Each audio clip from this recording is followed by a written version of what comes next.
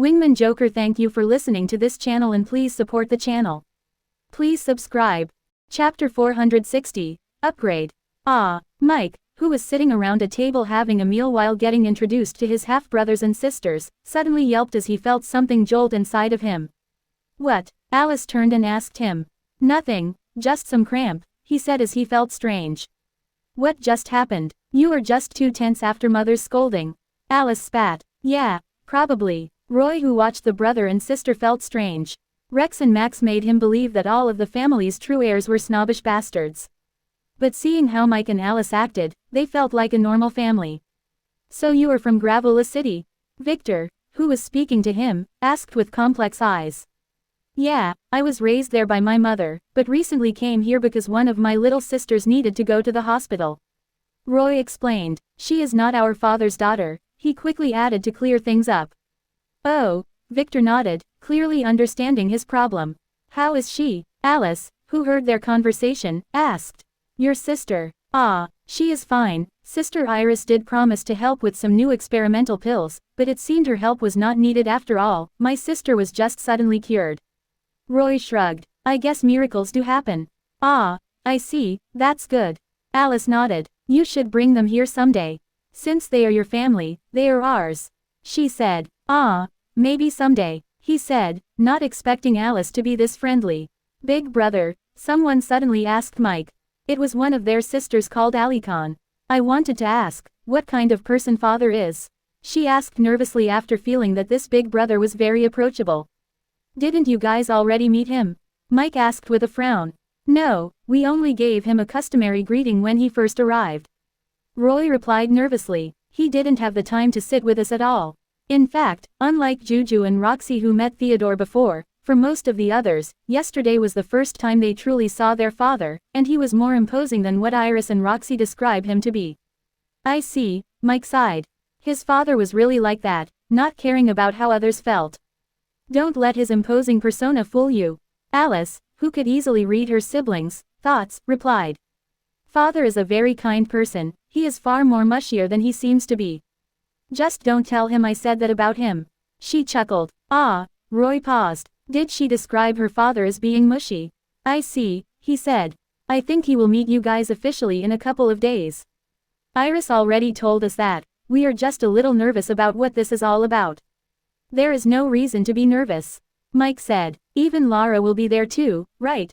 He turned to look at Lara, who was sitting to the side listening silently, enjoying the company of her family, and asked. Yes, esteemed father said that I will be attending. She nodded. Elle will be there too, she said, making the little maid behind her nod seriously while keeping her wary eyes on Victor, as if she was waiting for him to make one wrong move. Oh, see, since Lara and little Elle would be there, there shouldn't be anything to worry about. Mike said, calming his siblings. I keep telling them that. Iris sighed. It is all Max's fault for scaring them. Ever since suffering at the hands of Max, her siblings had been a little nervous, that's why she wanted them to meet Mike and the others. What did he tell you? Mike asked with a frown. He said that we will be tested and if we fail, father will never help us ever again. The girl Allison said, biting her lip and making Roy listen carefully. He knew that the said test had something to do with making them re-enter the family, but he had no idea what it entailed. Don't believe him, Mike chuckled. In fact, that guy doesn't even know what is going to happen. He added, hiding a deep vigilance in his eyes. You just need to keep up with the training you have been doing. They would definitely help you with your results. Results? What do you mean? Juju, who sat next to Victor, asked, wiggling her body a little and, accidentally, rubbing her brother's arm with her big breasts. Victor could only move his seat a little to the left to get away from her. You will know very soon, Mike, who acted as if he didn't notice what was happening, said. I can't explain things ahead of time and spoil father's favorite pastime hobby. Mike shook his head with a smile that only Alice and Iris knew what it meant. Their father seemed to enjoy the shocked look on his children's faces when he told them about the existence of players. Oh, Roy looked at Roxy, who was also curious, and sighed. This was the same answer they got from everyone, including Garoj. Are all the ones who will participate in the ceremony already arrived? Mike suddenly turned to Iris and asked. Ceremony. Roy couldn't help but catch that word. No, there is still one batch who will arrive tomorrow. Cousin Morris, John, and Luke will be among them. she said. Lara, who heard her, sat straight. She clearly didn't know that and was beginning to feel nervous meeting Luke and John after all this time. Those two used to bully her a lot when they were on the family island. Morris, that douchebag too. Why is he coming? Alice asked with disgust. She remembered reading a report about that guy. A total douchebag who raped a princess and then used the family to help him run away from taking responsibility like a man. On top of that, the guy was already a player. Grandma had to get his grandfather on board to make him help her fix a few things in the family, so he will be here as a supervisor. Mike, who had been helping his grandma for the last few days, said with a sigh. He clearly didn't like this too. Oh, Alice nodded. He better not do anything funny. Don't worry, Father already dispatched a few men to keep an eye on him. Mike sighed. Victor, who watched the exchange between Roy and the others, thought Mike was having a real hard time containing his wrath. Thankfully, by the time the carriage arrived at Rosette's palace, he had already calmed down. Although his hate for Roy didn't subside at all, he could start to think rationally and feel that there might have been a deeper story to the things that happened back then. What he really needed was to return and really investigate this guy. Sadly, this was not an option yet, so he decided to find some time to sink his soul and send a message to Margaret through Lily to let her take care of things. Damn it, did that demon scare you that much? Lyra asked as she stepped down from the carriage, clearly noticing the strange atmosphere around him. Something like that, he quickly replied, as he stepped down after her and then helped her mirror down before entering the palace. In the main living room, Mirai was sitting reading a romantic novel of some kind. This girl seemed to be the kind who didn't have to work at all, leeching over her master and Rosette. Back already? She looked up and asked as soon as they stepped in. An accident happened, Lyra said. A demon appeared in the library, so Big Sister told us to go back here. Did Aerith take care of it? Yeah, I don't know the details yet. Lyra sighed. Oh, good, Mirai nodded and then returned to her book. Demons' appearances, although rare, were not that big of a deal. Did that elf display any strange behavior? Lyra asked. The reason she returned to the palace was because of that. No, he is in his healing barrel. In the basement, Mirai said dismissively as she flipped the page. Meryl is with him holding his hand, you can ask her. There is no need, Lyra said with annoyance before turning to face Victor. I will need to go check in on my unit, don't leave the mansion before Aerith returns. She warned. Okay, Victor nodded and then watched her leave before turning to Amira. Stay with Aunt Mirai, I want to take a little nap to calm my nerves. He told her. The little girl nodded. It is going to be okay, she told him as if to reassure him. Like Lyra, she probably thought he was a little shaken from the demon. Don't worry, Victor rubbed her head with a smile, then, nodding toward Mirai, he turned and headed to his room.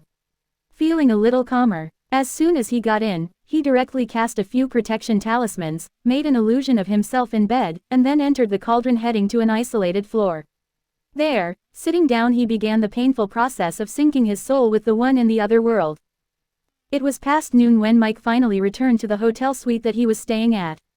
He was feeling a little strange after spending the day with his brother and taking Axel on a tour around town to induce him to a few reputable brothels. He never truly experienced anything like this before and it felt a little nice. Sighing as he opened the suite's door, he found his two twin wives waiting for him at the door, dressed in some very revealing bunny suits. What's the occasion? He asked in surprise as he closed the door and raised one eyebrow. Although he was not a stranger to cosplaying with his wives, he felt surprised watching them take the initiative. Margaret was here, Honey said as she began to help him take off his jacket.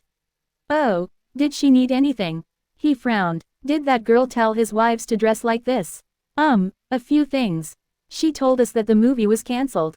Yeah, Mike nodded. A few logistical problems. She said that we should not worry and that she already found another good one, but we will need to wait a few weeks for the shooting.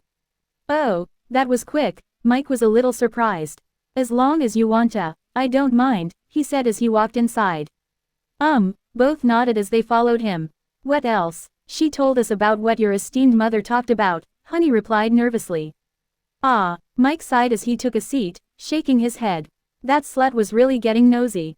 You don't need to worry about it, my mother is like that, and we still have time, in my family it is normal to only have a few children.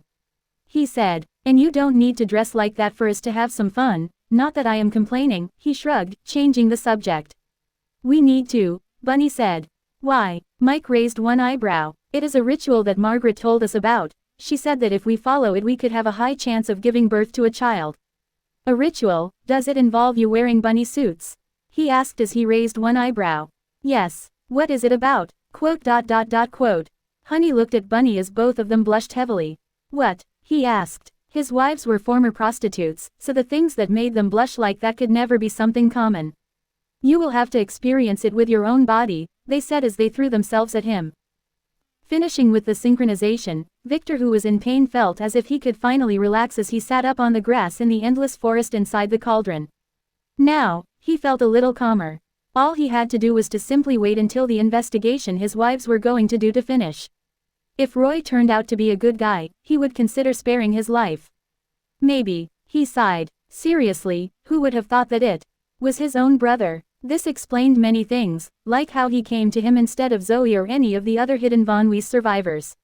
Maybe it wasn't about the dragon bloodline after all, but about the demonic one that he didn't know anything about. This also answered the question of why his father, who was tasked to hunt down Roy before after he came after Morris, didn't do a thing. He must have known that it was his son and decided to secretly help him, not realizing the guy would come back with revenge in mind. For Victor, a few things that he couldn't answer before were slowly getting clearer, but still, there were a few questions left unanswered, like how that guy became the young Light Lord, and what was the real reason he destroyed the entire Von Weiss archipelago. It seemed really like his time travel had changed a lot of things. He sighed, deciding to turn his attention to something else for now.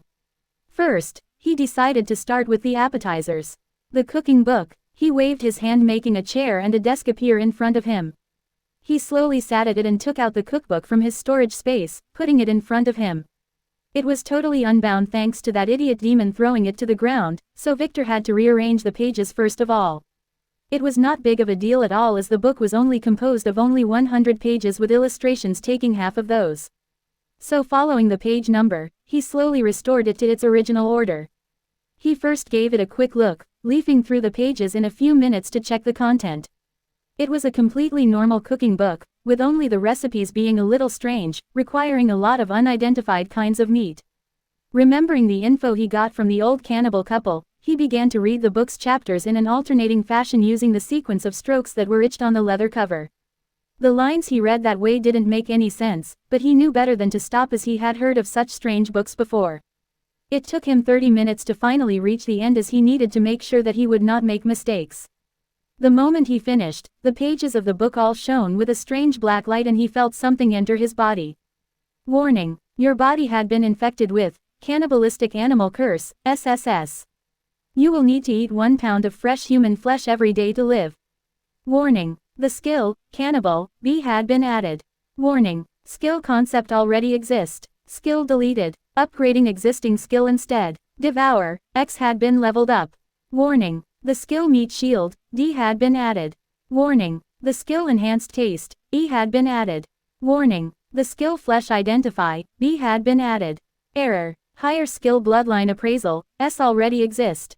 Skill deleted. Warning: the skill evil cook, AAA had been added. Warning: the skill flesh seal, AAA had been added. Warning: skill concept already exist. Skill deleted. Upgrading existing skill instead. Master Seal, SS had been leveled up. Master Seal is now SSS ranked. As Victor watched the series of notifications flash past his eyes, he quickly threw a dispelling talisman on himself and made sure the curse was gone before checking everything out. First, his devouring skill. It had evolved, and now he would be able to activate it once a week. Second, that meat shield skill, its use was to make his body stronger like iron, being able to take on hits without getting injured. Sadly, he was not a masochist, so it was useless. No wait, it might be usable when facing a certain rabid girl and her infamous sword. Yes, there was no useless skill. Enhanced taste was nothing special, probably just enhancing his senses to taste the food better. No wait, he already had enhanced scenes and gourmet skills.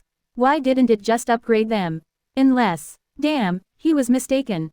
It made him taste better. Shit, he decided not to think about that for now. Evil Cook was a skill that allowed him to cook strange things and make them edible. Lastly, he looked at his Master Seal skill that became SSS ranked. Oh, the upgrade gave him a new kind of slaves to create. Blood slaves 8. Mike, Alex, Amira, Tom, Lynn, Daniel, Rita, Astrid. Flesh slaves 0/50.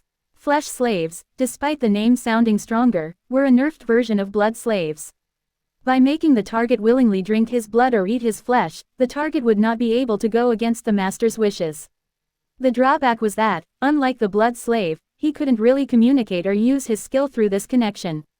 It was like a form of contract. He also had to wait 24 hours before the blood got integrated with the target's flesh and the seal became complete. Still, it was not bad. His profits from taking this book were plenty. Sadly, that demon already left with Lizer, or he was sure it would have jumped his body the moment he finished the book. Since it could directly control that guy's body, it was definitely a high-ranking demon. Maybe a really strong one. Damn it, what a missed opportunity to have a nice meal. If he had known, he would have damaged the book himself. Victor sighed and shook his head. It's no use crying over spilled milk. Checking his body again to make sure nothing was wrong, he finally turned his head and looked at the main course. The bookcases that were at the moment in front of him, continuing knowledge that he long yearned for.